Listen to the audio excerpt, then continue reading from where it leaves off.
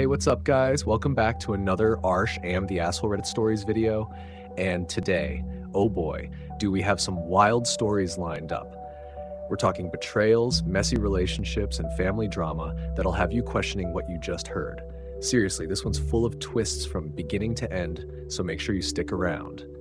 Now, before we dive in, I want to give a huge shout out to one of my awesome subscribers who suggested I switched up my narration style. Instead of just reading straight from the original posts, I'm adding more commentary and breaking things down as we go.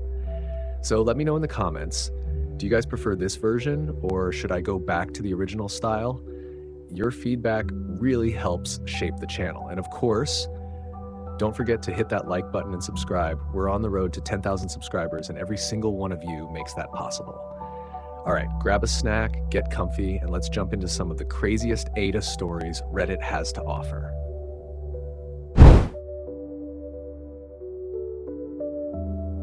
Title: Am I the asshole for dismissing my ex's wife and telling her I don't care what she wants? Buckle up, folks. This one's messy. The writer starts by laying out the backstory. Married for 6 years, 2 kids, and a divorce that, let's be honest, was bound to happen. Why? Because the ex-husband repeatedly prioritized his career over his family. And not just any career, one that had him disappearing for weeks at a time. Now, I don't know about you, but that's not a "hey babe, I'll be late for dinner" kind of job. That's "hey babe, I'll see you next month." That's a major deal breaker. And she warned him. She gave him a very clear, non-negotiable boundary. Do this again, and I'm out. And what did he do? He did it again. Fast forward to post-divorce, custody arrangements are set, and things are functioning, albeit in a strained, distant way. But then comes the plot twist. Enter the new wife. And let me tell you, this woman is on a mission. From day one, she's been pushing for 50-50 custody, as if it's some kind of boardroom negotiation rather than a major life decision for these kids. And here's the kicker. She's not even pushing for their father to have more time. She's pushing for herself to have more time. Look, I get it. She probably wants that picture-perfect blended family. But reality check, these kids barely know her. And from what we're hearing, they're not exactly jumping at the chance to bond. She's crossing personal boundaries, pushing hugs, suggesting they call her mom. Yikes. And then to top it all off, she tries to impersonate the ex-husband in the custody app? Oh no, ma'am. That's not overstepping, that's full-blown trespassing. Now, let's talk about this confrontation. She sends a whole essay via email about why she wants more time with the kids. The writer replies with a simple no, and honestly, that's all that needed to be said. But, that wasn't enough for the ex's wife. She pulls up in person to argue about it. And this is where the writer delivers the line of the century. I don't care about your wants, leave it alone. Oof, that's cold. But was it wrong? Honestly, not really. Because let's not forget, this isn't her custody battle. The father is the one who has the limited parenting time. If he really wanted more time, wouldn't he be the one pushing for it? Instead, he's nowhere to be found while his wife is out here fighting a battle that isn't hers to begin with. At the end of the day, the kids' best interests come first. And from what we're hearing, don't want to be there more often. They don't feel comfortable, they don't feel close to her, and most importantly, they barely have a relationship with their own father. And that's not on the writer, that's on him. So was she too dismissive? Maybe. But was she the asshole for it? Honestly, I don't think so. What do you guys think? Let me know in the comments.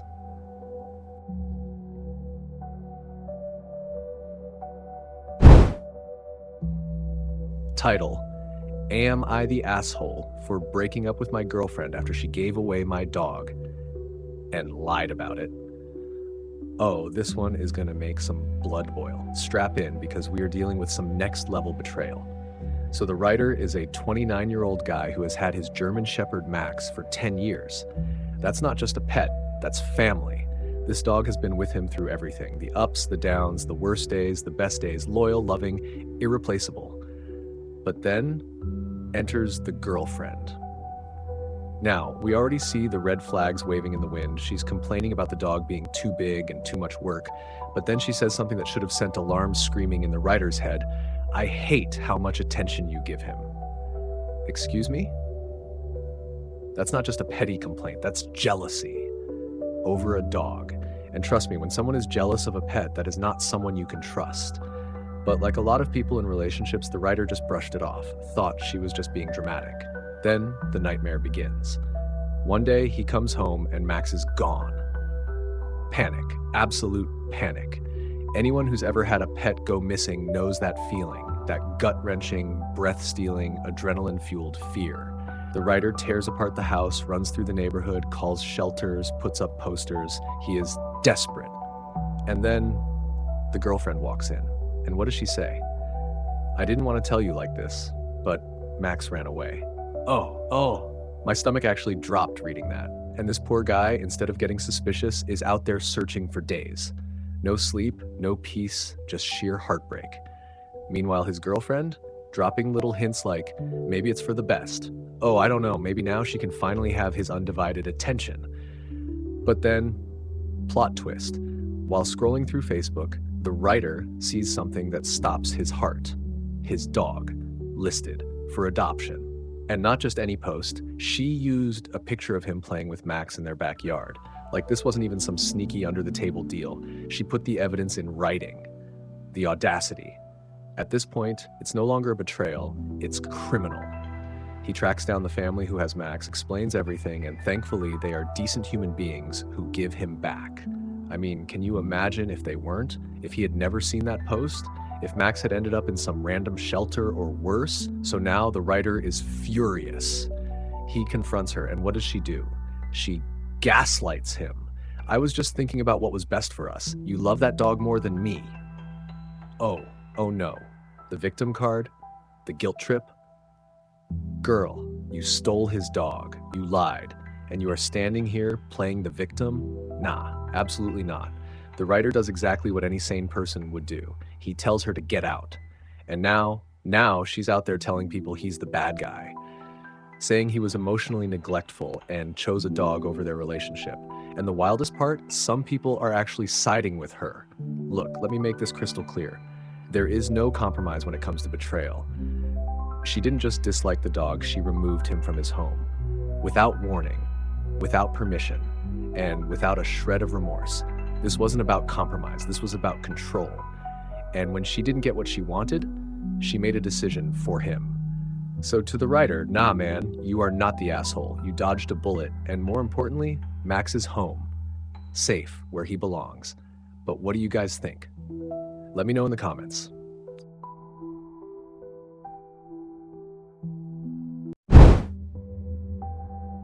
Title: Am I the asshole for wanting to break up with my girlfriend because I was a dare date? Oh, this one hurts. Alright, so let's set the scene. The writer, 27M, meets his girlfriend, 24F, in one of the most unexpected places, a funeral. And I gotta say, the way they hit it off, kinda impressive.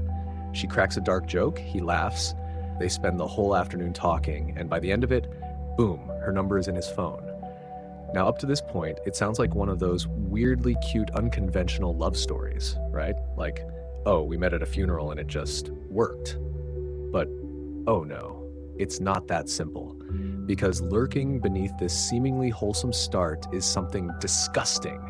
Fast forward 8 months. The writer thinks he's in a good relationship. Nothing feels off, no warning signs. Then one day, he comes home early from work, completely by chance, and overhears his girlfriend laughing on the phone. And that's when he hears it. I never meant for this whole thing with BF to last so long. I'd never normally date someone like him. Wait, hold up, excuse me? At this point, my stomach dropped. Like that one sentence alone is enough to send someone spiraling. But then she sees him, and immediately the guilt sets in. She goes pale, wide eyes, quivering lips, and that's when the truth comes out. It was all a dare. Yeah, you heard that right. This girl, this person he's been in love with for 8 months, originally dated him as a joke. Her friends saw his picture, found him hilariously unattractive, and thought it would be funny for her to date him for a week to give him hope. What kind of high school mean girl movie is this? And here's the kicker. She forgot about the whole dare. Yep, just casually forgot that she started dating someone as a joke because, oopsie, she actually ended up liking him. At this point, I don't blame the writer for losing his temper. He tells her exactly what she deserves to hear, calls her an immature waste of time, and lets her know just how messed up it is to find out 8 months later after he's already fallen in love with her. And now, he's at his mom's place, trying to figure out what to do, while his phone is blowing up with desperate voicemails from her. She's sobbing, begging for him to come back, saying she needs to explain. But you know who hasn't reached out? Her friends. And that's really telling, isn't it? Because they don't care. They never cared. This was a game to them. So now the writer is wondering, would he be the asshole for breaking up with her? Let me make this crystal clear. No, you would not. This wasn't just some small mistake. She deliberately got into this relationship under false pretenses. She lied by omission for 8 months, and now she expects him to just accept it? Just because she eventually started liking him? No. No. Love isn't some consolation prize. It's not, well, I didn't like you at first, but now you grew on me like an old sweater, so let's stay together. The writer deserves better. Someone who chooses him from the start. Someone who isn't ashamed of him. Someone who didn't need to be dared into seeing his worth. But what do you guys think? Drop your thoughts in the comments.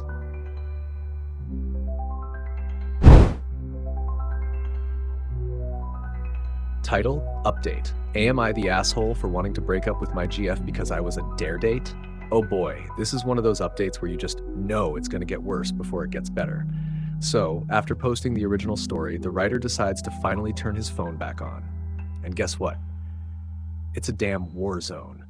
Messages, missed calls, voicemails. His girlfriend is losing it. Every single one is the same. Her sobbing, pleading, begging him to come back home and let her explain. And listen, I get it. Maybe he thought she had something earth-shattering to say, some kind of grand explanation that would somehow make this whole dare date betrayal easier to swallow. But let's be real. What could she possibly say? Now here's where it gets really messy. The writer doesn't exactly have a choice but to go back home anyway. It's a house share and he pays rent to live there. Plus his mom, bless her heart, nudges him out the door, telling him to at least hear her out. So he gets home and she charges at him like she's in a damn movie. Just full on throws herself at him, sobbing so hard she can barely breathe. And listen, I know some people would stand there stone-faced, but the writer, he's not built like that. He hates seeing her cry, and in that moment, he feels himself soften. But then comes the conversation. And oh man, it's bad. The girlfriend starts with her version of events. According to her, she never meant to ask him out as a dare. Apparently, she actually liked him from the start before her so-called friends even knew about him. But then, these high school rejects, Stacy and Tina, got their claws in. They saw his Facebook, found him hilarious, and decided to make game out of him. The dare? Date him for a week to give all the uglies of the world hope. What the actual hell? And the worst part, she went along with it. This is where the writer really starts laying into her. He brings up the phone call, the one that exposed everything, how she said she never meant for this to last so long, how she admitted he wasn't her type. And when he asks her straight up, so what's your type then? She starts backpedaling like she's in the damn Tour de France. She's like, stop saying that. You're not ugly. You're just not the type of guy I would have picked long term. Oh, okay. So he was just a trial run? A temporary rental boyfriend? She's basically saying, I wasn't attracted to you, but I tolerated it, and now I love you. So that makes it fine, right? No, it does not make it fine. The writer is done at this point. He loves her, but how the hell can he trust her anymore? And then she drops another bombshell. I wasn't meaningfully laughing at you. I just don't know how to handle Tina any other way. She's always been like this, and I just go along with it to keep the peace. Oh, hell, no. So not only did she betray him, but she's basically admitting that she still prioritizes these people over their relationship. He calls her out. So you'd rather keep the peace than stand up for me? And what does she do? She gaslights the hell out of him. You're twisting my words, babe. That right there? That's manipulation 101. She's not taking accountability. She's trying to flip it on him. And when he asks her the one question that really matters, Why should I stay with you? Her answer? We've been friends for years, though. That's it? That's the defense? Not because I'll cut them off. Not because I'll spend the rest of my life making it up to you. Just, we've been friends for years. Ma'am, that is not the flex you think it is. At this point, it's over. The writer keeps trying to walk away, but she keeps dragging him back in, professing her love, desperately trying to get him to stay. And now, he's exhausted. Mentally, emotionally. He's back home, she's still pushing for more conversations, and he's just sitting there, drained, wondering what the hell to do. And honestly, I think he knows. Because deep down, he already sees the truth. If she truly loved him, she wouldn't have done this. If she truly loved him, she wouldn't have let her toxic, miserable friends disrespect him for months on end. If she truly loved him, he wouldn't be sitting there right now, feeling like the ground just got ripped out from under him. So to the writer, if you're somehow listening, you don't owe her any more of your time. She made her choices, she played her games, and now she's dealing with the consequences. But what do you guys think? Drop your thoughts in the comments.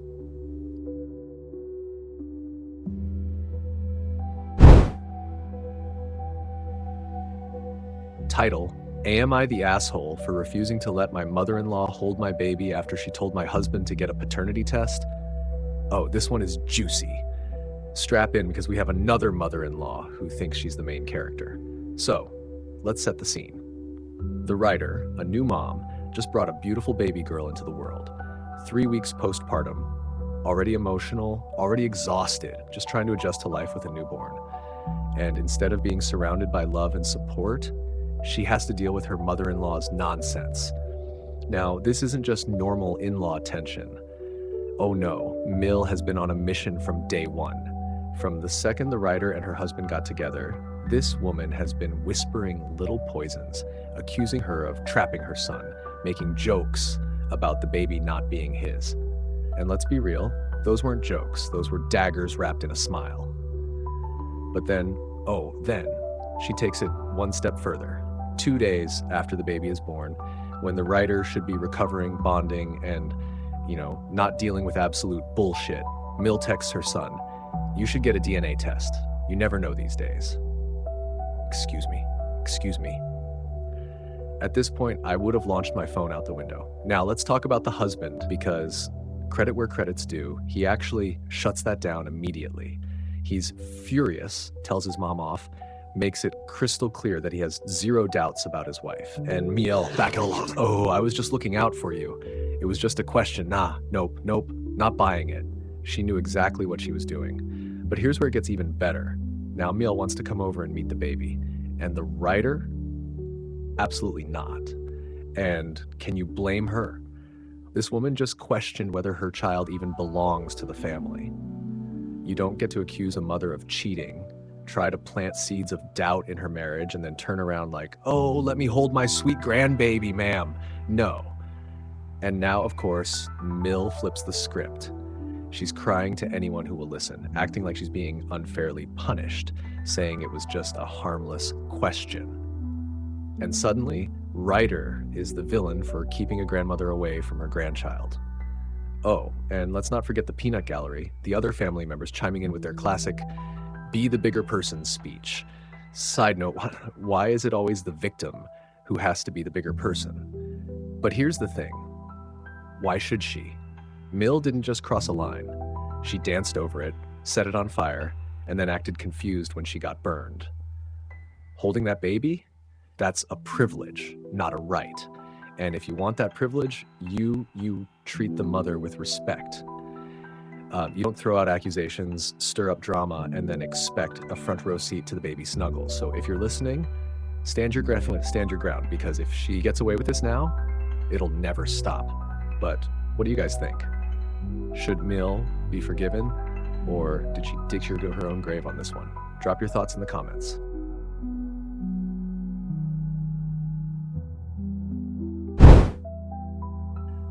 Title: Am I the asshole for not helping my wife's best friend get back with my wife after she accused me of cheating?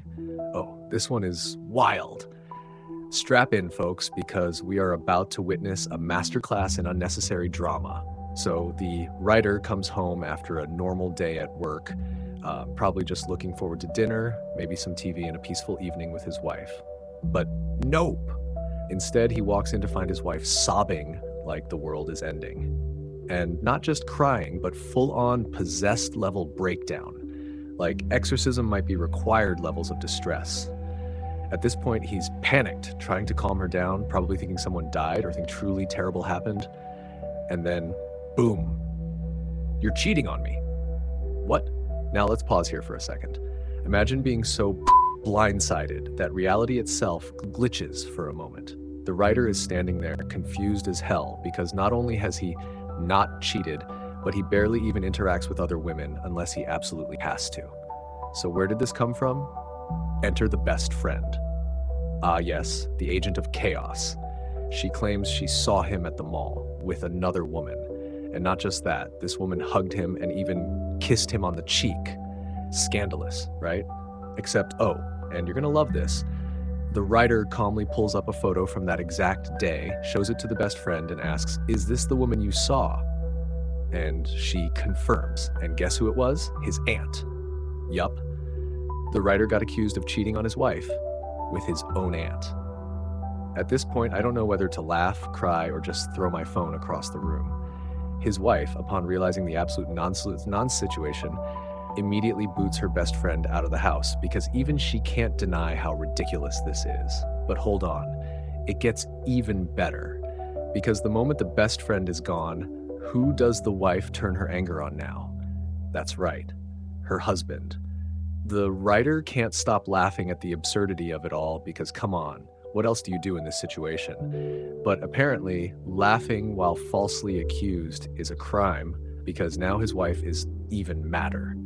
And then she drops a legendary line. "If I ever find you talking to another woman, I'll skin you alive."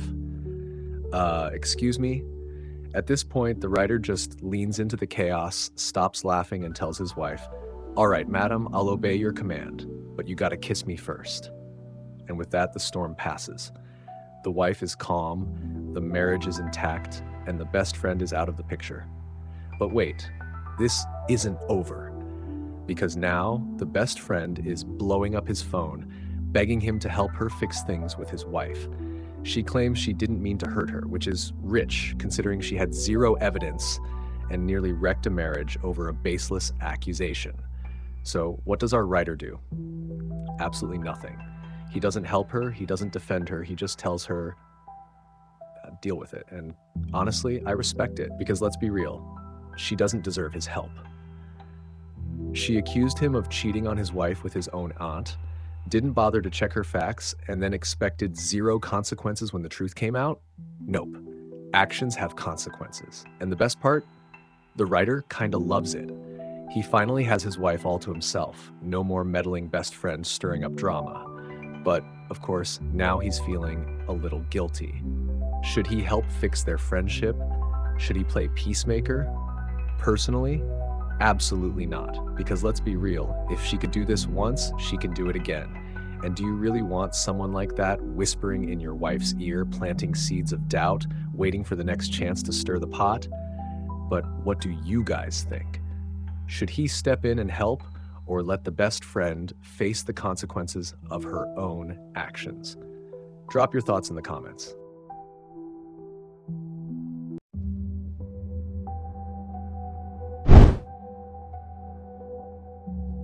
Title: My boyfriend said I look so fuckable while I was dying from period pain. Am I the asshole for considering breakup?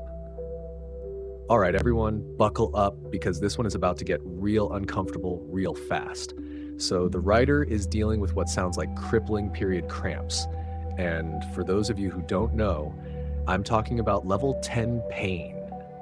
The kind that makes you feel like your organs are actively betraying you. She's nauseous, throwing up, curled into a ball, unable to move, basically fighting for her life.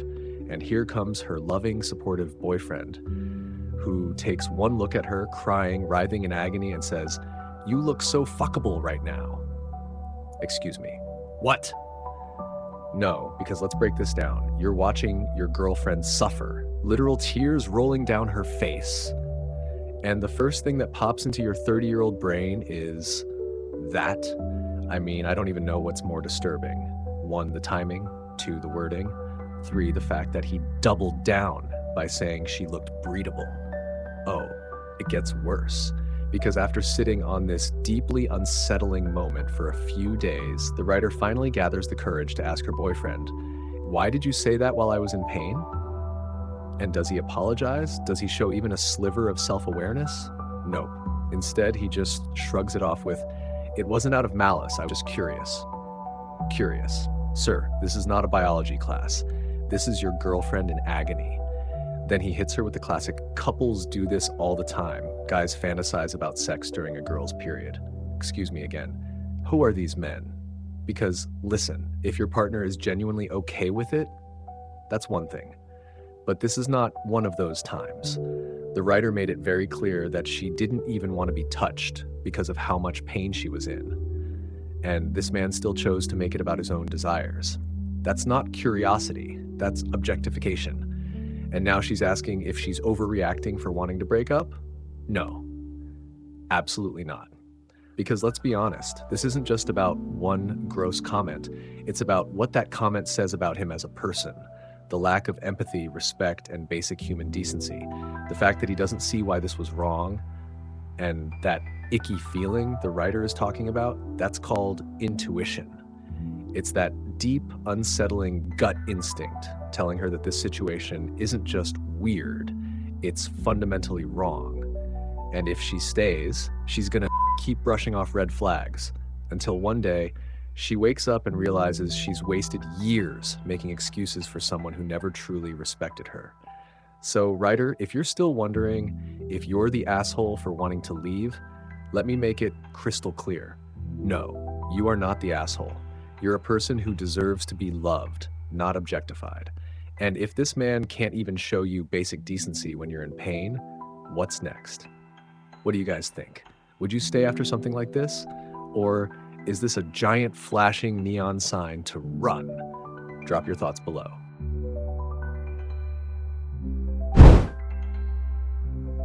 Title: Am I the asshole for ending my 4-year friendship with a friend who had sex while I was sleeping in the same room? Alright, let's set the scene.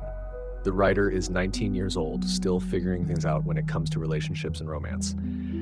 She's had one kiss in her entire life, so clearly she's not out here living that hookup lifestyle, and that's completely fine. Now, she's on a hotel trip with friends, a fun, tipsy night out, nothing crazy. She's sharing a room with her best friend, and when I say best friend, I mean ride or die, inseparable, 4 years of seeing each other every single day. That kind of bond. So she heads to bed early, responsible queen behavior, thinking all is well. And then she wakes up to moaning. And listen, when I say moaning, I don't mean someone having a bad dream. I mean adult film levels of, oh yeah, right there. Except this isn't some sketchy hotel video. This is happening in the room she is literally sleeping in. Her best friend, the one she trusted enough to share a room with, is just going at it with some random dude while the writer is right there, trying to sleep peacefully like a normal human being. So now, the writer is in the most awkward position of her life. Does she pretend she didn't hear it? Does she get up and risk seeing something she can never unsee? The pure horror of this moment cannot be overstated. And then she hears her best friend, her supposed sister, say, "Do you think she heard us?" Like this is some low-budget college porno scene. At this point, the writer is so uncomfortable, disgusted, and traumatized. She pulls off a genius escape plan. She accidentally knocks something over just to get them to stop. And it works. They finally leave. But let's be real, the damage is already done. So the next morning, the writer, still rightfully horrified, confronts her best friend about it. And does this so-called best friend apologize? Show even a shred of embarrassment? No. Instead, she looks at the writer like she's the one being weird and says, "You could have gotten some Doc too if you wanted to." Excuse me? First of all, the writer has been very clear that she's not interested in hooking up, and this friend has been pushing it on her for years, constantly questioning why she doesn't sleep around, even trying to set her up with guys she doesn't want. And now she's acting like the problem isn't the disrespect, the boundary crossing, or the sheer violation of basic human decency, but the fact that the writer wasn't joining in. No, because what kind of logic is that? So the writer, rightfully so, cuts her off completely. And here's where it gets even worse. Her other friends, the people who are supposed to have her back, aren't treating this like the massive betrayal that it is. Instead, they're downplaying it like this was some minor friendship drama instead of straight up emotional violation. The writer does what she should have done long ago, blocks this so-called best friend on everything. Now, the mutual friends are trying to smooth things over, but honestly, at this point, why should she even listen? Because let's call this what it is. This wasn't just a bad decision. This was complete disrespect, zero boundaries, and a total lack of concern for how uncomfortable she made someone she claimed to care about. So, writer, if you're asking, am I the asshole for cutting her off? Absolutely not. You are not the asshole. You are someone who just realized that some friendships aren't worth saving because real best friends don't pressure you into a lifestyle you don't want. They don't disrespect you to your face. And they sure as hell don't have sex next to you while you're sleeping. If anything, you're the hero of this story for standing your ground, refusing to be gaslit, and walking away from a friendship that no longer serves you. What do you guys think? Is this an automatic friendship ending offense, or should she have given her a second chance? Let's talk about it in the comments.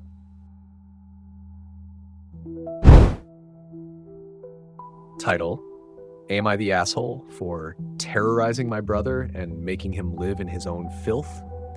All right, let's talk about this absolute disaster of a situation. The writer grew up in a traditional household where the girls cleaned, cooked, and basically ran the house while the boys lived life on tutorial mode, doing the absolute bare minimum. And look, if you've ever been in a family like this, you know how exhausting and unfair it is. Imagine being a literal child and already feeling like you're raising a bunch of grown men, including your own father. Fast forward to adulthood and surprise, surprise, the brothers are still useless. But this story focuses on one in particular, the absolute menace who got kicked out by his own girlfriend. Yes, the mother of his child, because he refuses to help with anything. So where does he go? To his sister's house. And let me tell you, he doesn't just move in, he invades. Within days, this man turns her clean, organized home into a scene straight out of a horror movie. We're talking sunflower seeds spat all over the floor, dirty dishes hidden around the house like some sick treasure hunt, chewed gum behind the coffee machine literally inches from the trash can, smoking in the house when she explicitly asked him not to, putting out cigarettes on her floor, leaving dirty clothes everywhere, yes, including the living room floor, and then maggots. Not once, not twice, 3 times. At this point, I'm not even sure if he's a bad house guest or a biological weapon. So the writer, understandably fed up, puts her foot down and tells him, either change your behavior completely or get out. And this grown man, instead of acting like an adult, goes, fine, I'll help. But not really. Oh no, he weaponizes incompetence like it's an Olympic sport. Puts bowls in the dishwasher right side up so they fill with nasty water. Mops the floor with the same dirty water for days, so the house starts smelling like a swamp. Puts his clothes in the washer but never finishes them, leaving it for her. Throws food in the fridge like a toddler having a tantrum. Puts an open bottle of syrup upside down in the fridge, coating everything in a sticky disaster. And then when she calls him out, he goes, I'm trying, you're just being a bitch. Oh. At this point, I think the writer deserves a medal for not throwing him out the window. Instead, she plays the long game. She locks everything down. He gets his own dishes from Goodwill. If he leaves them dirty, that's on him. Anything left on the floor, gone in 24 hours. His laundry left in the washer, dumped, still wet, right on his bed. Trash left around, guess where it's going? Yup, right on his bed. Fridge gets locked because clearly he can't be trusted with basic food storage. And the absolute cherry on top, This man actually left food out overnight, then angry ate it the next morning, glaring at her the whole time, and got food poisoning. Twice. And now he's calling her a terrorist in her own home. Sir, you are being terrorized by your own incompetence. Now let's get real for a second. The writer is not his mother, not his maid, and certainly not his babysitter. And honestly, she already did more for him than she ever needed to. She gave him a place to stay.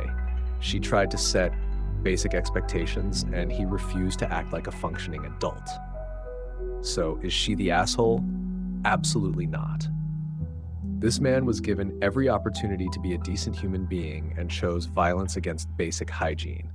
And if it takes living in his own filth for him to finally learn, then so be it. What do you guys think?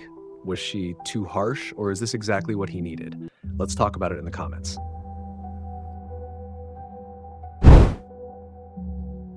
Title, Am I the Asshole for my dad's wife? I will never consider naming my child after her recently deceased mother. All right, let's talk about boundaries. Because this situation, it's a prime example of someone pushing too far. So the writer is 29 weeks pregnant, meaning they are deep into the pregnancy journey, getting ready for a whole new life to enter the world. And what happens? Their dad's wife, who is still grieving her own mother's passing, decides this is the perfect opportunity to ask them to name their child after her late mother. And listen, grief is heavy. Losing a parent, especially unexpectedly, is a pain like no other. So I can understand why she's looking for ways to hold on to that memory. But this is not her child. This is not her decision. And quite frankly, this is a wildly inappropriate request. Now, let's break this dinner conversation down. The writer and their husband were just minding their business, talking about their pregnancy when, bam, she interrupts. Not a casual suggestion, not a lighthearted, oh, that would be nice. No, she stops the conversation. She had been waiting for this moment. And when she asks, the writer and their husband are taken aback, because what do you even say to that? Naming a child is deeply personal. It's not something you do just because someone wants a tribute. And on top of that, the writer never even liked this woman's mother, which makes it even more awkward. Still, they handled it gracefully. A simple, we've already chosen a name and we're not interested in changing it. Respectful, to the point, and that should have been the end of it. But no, instead she sulks for the rest of the trip, clearly not accepting the answer. Then on the final night, she tries again. This time it's a full guilt trip, talking about keeping her mother's memory alive, how such a beautiful name shouldn't go to waste. And let's be real, this is where she lost me, because what does that even mean? A name going to waste? Newsflash, names aren't limited edition. Just because no one in our immediate circle is using it doesn't mean the name just ceases to exist. And at this point, the writer is done. They interrupt her and shut it down completely. Not happening, not ever. Stop asking. Was it harsh? Maybe. Was it necessary? Absolutely, because clearly she wasn't taking no for an answer. Now, let's talk about the dad. He agrees with the writer. He didn't even like his mother-in-law that much, but he thinks they should have been softer about it. That maybe, just maybe, they could have pretended to consider it. Humored her just to keep the peace. And I gotta say, that is the worst advice. Because if they humored her, what would have happened? She would have clung to that hope. She would have brought it up again and again, getting more and more attached to the idea. And when the baby was born with a completely different name, she would have felt betrayed anyway. So no. Lying to her wouldn't have spared her feelings, it would have made it worse. So, is the writer the asshole? Not even close. They didn't owe her a conversation. They didn't owe her a consideration. They owed her nothing. Because at the end of the day, this is their child, their decision, their family, not hers. End of discussion. But what do you guys think? Should they have been more gentle, or was the writer completely in the right to shut it down the way they did? Let me know in the comments.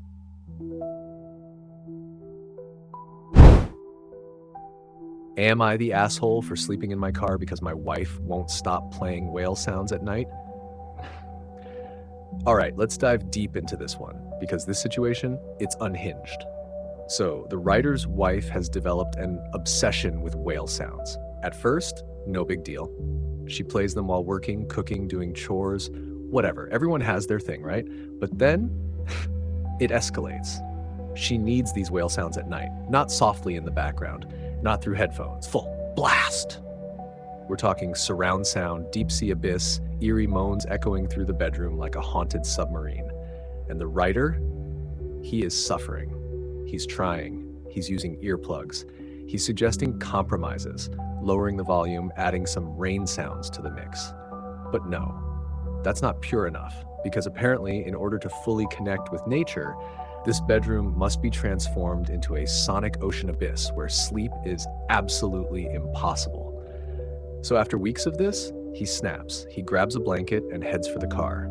And here's the kicker, he actually gets a full night's sleep for the first time in weeks. Now, you'd think his wife would take this as a wake-up call. Maybe, just maybe, the whale calls are a problem. But nope. Instead, she's furious because in her mind, he's the problem. He's abandoning their bed. He's making her feel guilty for trying to create a peaceful home environment. Peaceful. Ma'am, you have turned your bedroom into a deep-sea horror simulation. Your husband is fleeing to the driveway just to escape the whales of the ocean.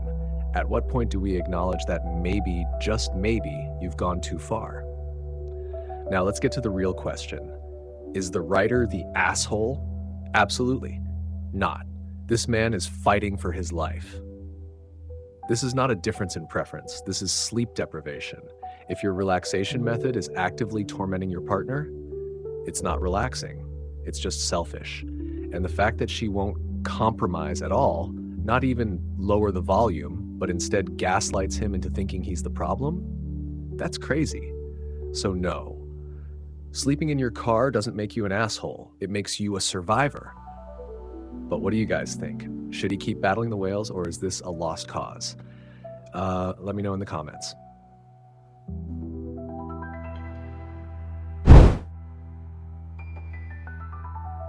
Am I the asshole for telling my husband his mom can't live with us for months-long stretches? All right, let's break this down because this situation is tense. The writer and her husband have been married for almost 2 years. They have a 10-month-old baby and live in Canada, where the writer grew up. Her parents live nearby and have been a huge help, especially her mom, who regularly supports them. Her husband's parents, however, they live in another country. They've only seen them twice since getting married, once for the wedding and again 7 months ago when they visited. So when her husband started talking about his mom visiting, the writer was totally on board. She was actually excited to host her. Sounds great, right? But then, plot twist. The writer casually asks about the visa process, and boom. She finds out her husband is applying for a visa that allows his mom to stay for up to 2 years. 2 years. No conversation, no heads up, just a silent assumption that this is happening. And when the writer questions it, her husband drops another bomb. His mom is thinking of retiring and wants to stay long-term to help with their child. Excuse me, what? The writer is stunned. She assumed her male would be staying for a month, just like when they visited her family. A visit? Fine. But moving in? That's an entirely different conversation. She tells her husband 6 months is already too long, let alone 2 years. She doesn't need help with their baby. They manage just fine, and her mom is already a regular presence. And here's where things get messy. Her husband immediately shifts to, how is this fair? Why can her parents visit whenever they want, but his mom has to be on a timer? And look, I get the fairness argument. I do. But there's a huge difference between having your mom drop by for a few hours and having someone move in for months. The writer points this out. When her mom visits, she leaves. If his mom comes, she would be living there. That's not the same thing. So now, husband is pissed. He sleeps on the couch, he gets distant. And let's be real, this is a huge deal. Because this isn't just about a visit, it's about boundaries. The writer's Mel feels lonely. She wants to be close to her grandchild. That's understandable. But does that mean she gets to uproot her life and move in without discussion? Absolutely not. The writer's husband is dodging the conversation now, avoiding the topic while secretly hoping she'll change her mind. But what happens if he pushes this? Because make no mistake, this could break a marriage. Now, is the writer the asshole? No. She's not saying his mom can't visit. She's not even saying she doesn't want his mom around. She's saying, we need boundaries, and you don't get to make this decision alone. And that's completely fair. But what do you guys think? Is this a hill worth dying on, or should the writer compromise? Let me know in the comments.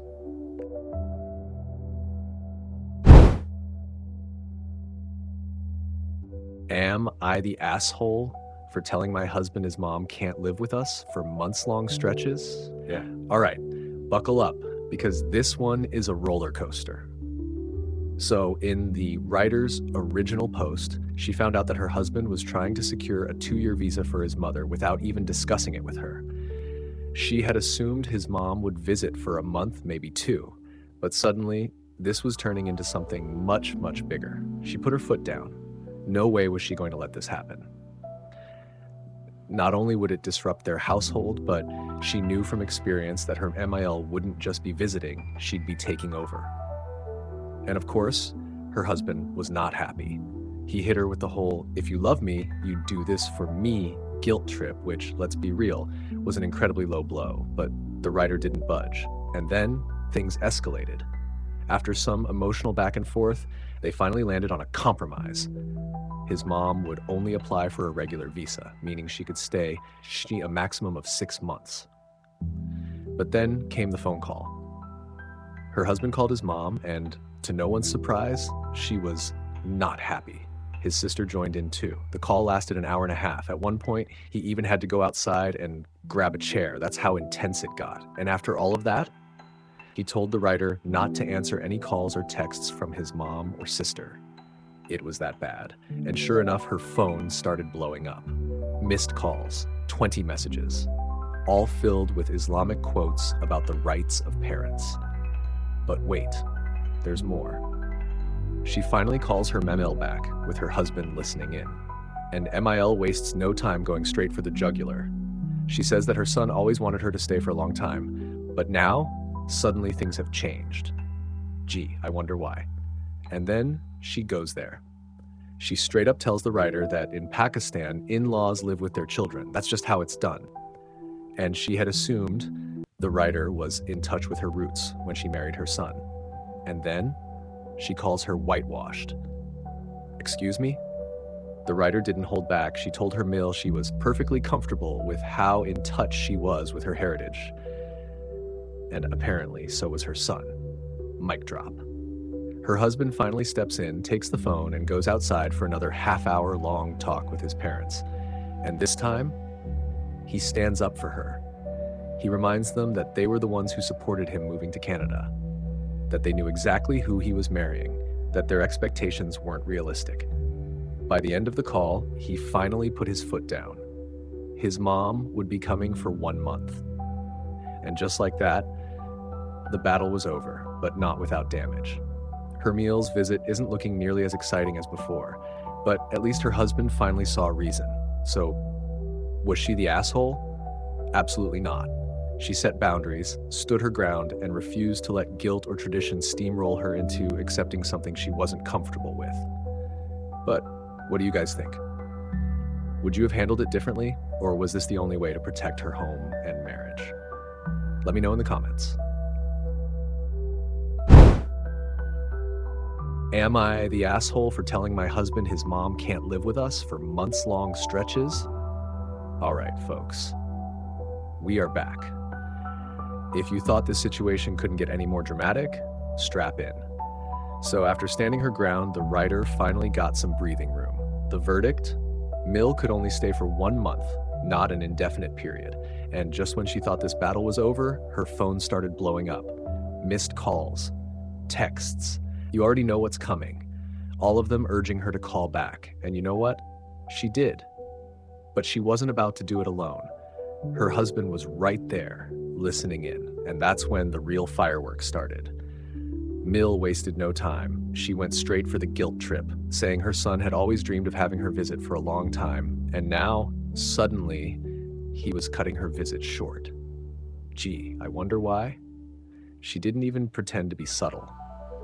She flat out blamed the writer for the decision. The writer held her ground. She said it was a joint decision, but Mill wasn't having it. And then, she went for the throat. She started lecturing about how things are done in Pakistan, that in-laws live with the married couple, that her daughter-in-law, aka the writer, should have known this. And then she called her whitewashed. Oh, no, she didn't. At this point, her husband had to step in. But before handing over the phone, the writer made sure to set the record straight. She told her mail, "I know exactly who I am.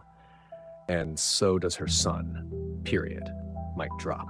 Then her husband took the phone and walked straight into the backyard. And let me tell you, this call, it was long. The writer even had to bring him a chair again, because clearly this was turning into a full-blown conference call with the United Nations.